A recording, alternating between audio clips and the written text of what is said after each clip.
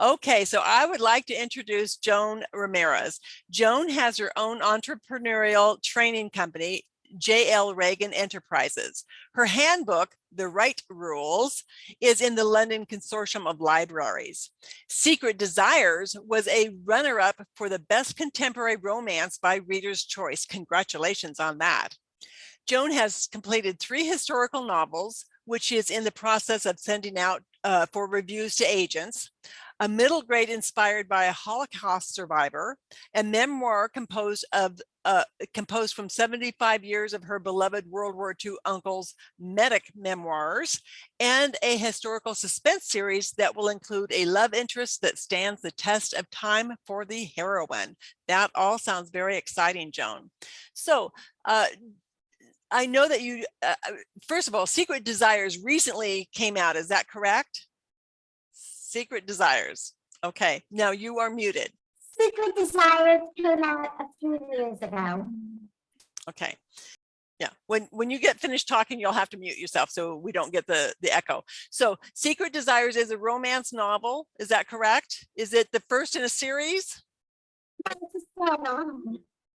It's the first in a series? Okay. Okay. So now you have your book, I put it down, the right, what is it? The right. And that's in the Consortium of Libraries over in London or in all of England? Yes, yes. Okay. All right. And why don't you tell us just a little bit, and if you want to put it in the chat, you can, but a little bit about what is your writing process? Okay, Joan, please mute yourself. Your writing process. Okay, so you go through many drafts. And okay, so do you start with an outline before you even start to write? Okay, so you start with an outline before you start to write. Okay, you can mute yourself. And then you go through many drafts. So now let's say you have gone through draft number 1. After that, do you use each draft to do something specific to polish your novel? Say one draft would be to make sure that you have all of your plot points, and then another one to make sure that you have why do you have more than one draft, I guess is what my question is. Okay, so you work on the novel until it reads the way the plot line goes. So in your outline, if this is correct, in your outline, you pretty much know from beginning to end how you want it to go. And then you do your writing, and then you have to polish it up from the various drafts to make sure that it goes that way. That's unique because I'll tell you, I might outline, but then my characters decide how it's really going to go. It's a romance, so I wanted to make sure characters ring true. That's very important, and I'm so glad that you bring that up, because sometimes I read romances and the story is good and the romance is good, but the characters aren't necessarily. Oh, okay, I'll give you an example. I think it was the book of the month that we were reading from my Amazon book club, and it's a military romance, although everybody in it is ex-military. And Isabel, I really hope this isn't your book. Because I don't military. Okay, well, and I don't usually either, but it's like, okay, somebody suggested it, it was up there, so I'm reading it. And in one scene, the heroine is in her bedroom. I guess I can say this, it's a romance, right? She's masturbating and she can hear him through the wall taking a shower, and at one point he drops the shampoo bottle. And my first thought was, shampoo bottle, really? Ex-military, he probably has really short hair, and I bet you 2 bits he just uses his bar of soap to wash his hair. I asked my brother, who has very short hair. He says, I use a bar of soap. He says, there's no way I would use a shampoo bottle. Does that make sense to you, Joan? Am I kind of on the right track about the characters ringing true? And I will edit this up so we don't have these long pauses in here. Oh, you don't. Okay. You don't write steamy novels, so you can't say. Okay. Okay, that's nice to know. All right. And so on Well, how might it ring true on non-steamy? Because I have read some non-steamy novels in my time. And I just don't really feel that it rings true for the most part. To have these two people falling in love throughout an entire novel, and you really don't even see a first kiss until like the last scene. To me, that's not realistic. Although with that said, I have to admit that my daughter told me about some friends of hers from her church that were just recently celebrated their 30th anniversary, and their very first kiss ever was at their wedding. So, but I think that's not Hallmark does that. yeah, that's just not the norm in my opinion. So how do you see that, Joan? Do you see that as being realistic on non-steamy romance, that a kiss doesn't happen until the very end? Or is there more of a build-up just with closed doors and things of that nature? You're old-fashioned and think that love scenes should be closed door, okay, and that everyone has a different level of heat in their romance. That's true. That's true. So tell me, on your romances, Joan, do the hero and heroine, do they actually have a romantic interlude of like kisses or hugs or anything like that before the end, or is that the culmination of your stories? Because you have a very sexy title. Okay, they do have kisses and hugs, but the title has a lot to do with your heroine's desire to be a professional and not settle for being second best in the firm. I think that is so true.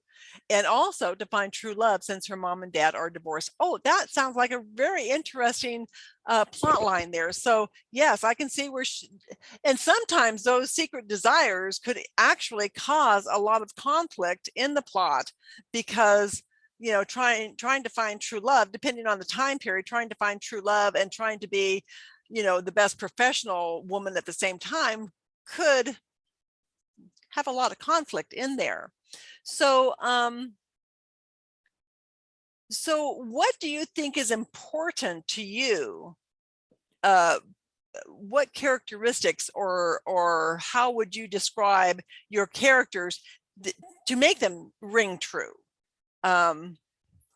Is it through their actions, through their dialogue? How do you make your characters ring true? Okay, your heroine shows it through her determination to find true love, but not at the expense of her career goals. In fact, he's a widower with money and she doesn't go for the money. She waits for him to love her, and she has to love him for love, not for money. I guess that's okay. That's very good. And that's really good. Sometimes I think, especially younger in life, we have a tendency to take opportunities that present themselves to us instead of holding true to what is best for us. And of course, we don't know that until we get older and wiser. But so I'm glad you have that in there.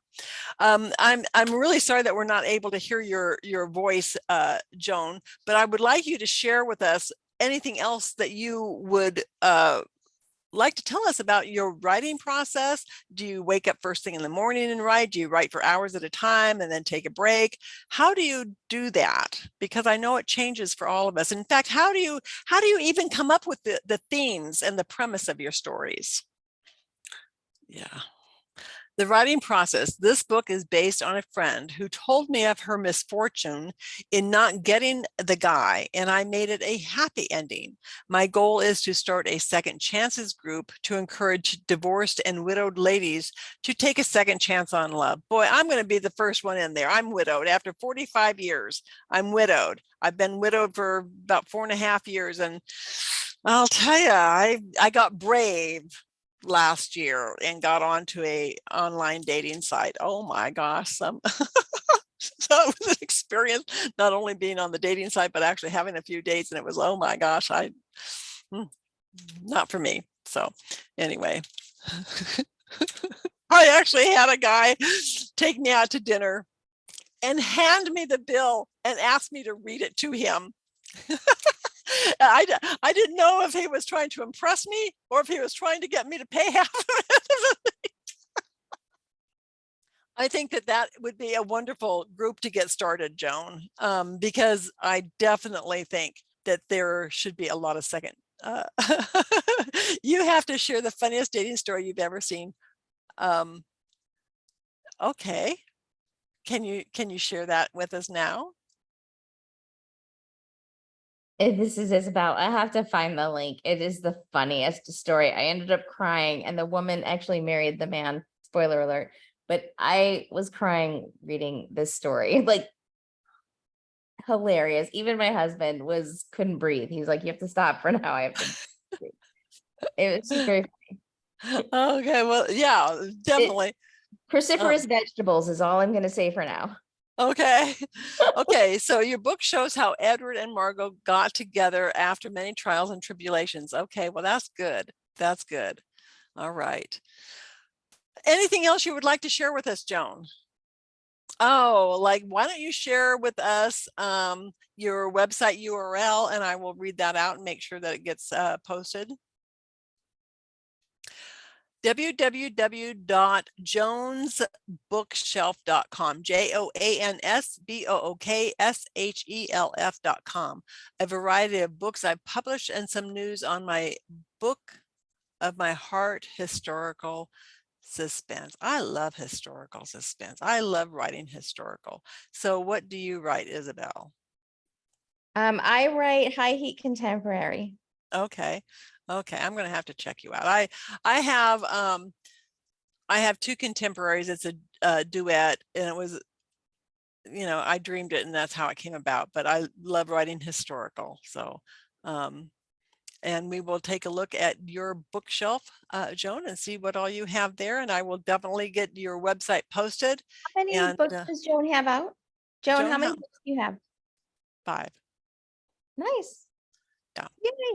So, okay. Anything else that we can have? I'm going to edit this out so that it's all nice and condensed and everything. You're welcome, Joan. And, if we get your audio figured out, we'd love to have you back and actually hear what you have to say. Okay. All right. All right. Well, thank you very much, everybody. We'll see you later. And I will get this posted, but might not be till the weekend because I'm traveling, and yeah, I have a few other things, and this is going to take me a little bit longer to edit than usual. So, okay. Thank you so very much. Bye-bye, everybody.